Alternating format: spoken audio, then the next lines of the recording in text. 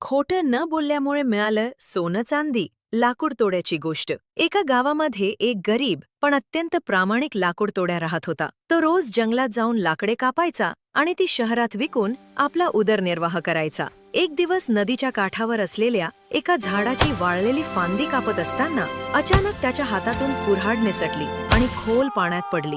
लाकूड तोड्या खूप घाबरला, कारण त्याच्याकडे दुसरी कुऱ्हाड नव्हती आणि ती विकत घेण्याइतपत त्याच्याकडे पैसेही नव्हते. तो नदीकाठी बसून रडू लागला. त्याचे रडणे ऐकून नदीतून जलदेवता प्रकट झाली.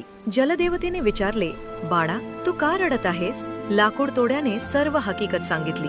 जलदेवतेने पाण्यात डुबकी मारली आणि बाहेर येताना तिच्या हातात एक सोन्याची कुऱ्हाड होती. तिने विचारले, ही तुझी कुऱ्हाड आहे का? लाकूड तोड्या म्हणाला, नाही देवी, ही माझी नाही. जलदेवतेने पुन्हा डुबकी मारली आणि यावेळी चांदीची कुऱ्हाड बाहेर काढली. लाकूड तोड्याने तीही नाकारली. तिसऱ्यांदा जलदेवतेने त्याची साधी लोखंडी कुऱ्हाड बाहेर काढली. ती पाहताच लाकूड तोड्या आनंदाने ओरडला, हो, हीच माझी कुऱ्हाड आहे. लाकूड तोड्याचा हा प्रामाणिकपणा पाहून जलदेवता खूप प्रसन्न झाली. तिने त्याला त्याची लोखंडी कुऱ्हाड तर दिलीच, पण सोबत सोने आणि चांदीच्या दोन्ही कुऱ्हाडी बक्षीस म्हणून दिल्या. तो लाकूड तोड्या आता श्रीमंत झाला होता, पण त्याने आपला प्रामाणिकपणा कधीच सोडला नाही. तात्पर्य: प्रामाणिकपणाचे फळ नेहमी गोड असते.